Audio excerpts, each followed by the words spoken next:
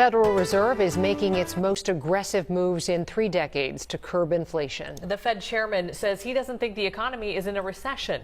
Let's bring in our political reporter, Theo Keith. So, Theo, what's the Fed hoping its latest rate hike will do? Amy, Kelsey, this is the Fed's second straight rate hike of 3/4 of a point. That makes the cost of taking out a mortgage, a car loan, or business loan more expensive, which cools the economy and 41-year high inflation, but risks the word Fed Chairman Jerome Powell addressed head on today.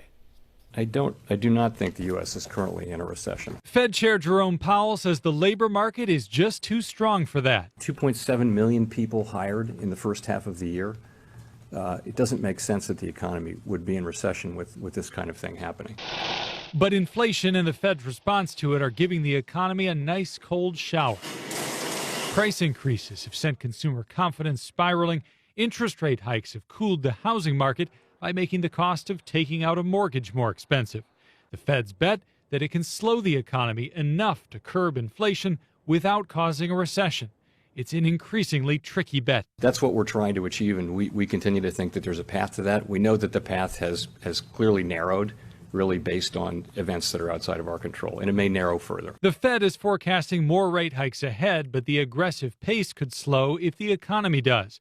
Brett Angel, a senior wealth advisor based in Minnetonka, says the Fed has been playing catch-up over the last several months, but if inflation eases, it can step off the accelerator. We also get a hiatus here, a 2-month hiatus until the next rate hike, which is in September. So there's enough time for other data to come out for them to determine what their next move will be.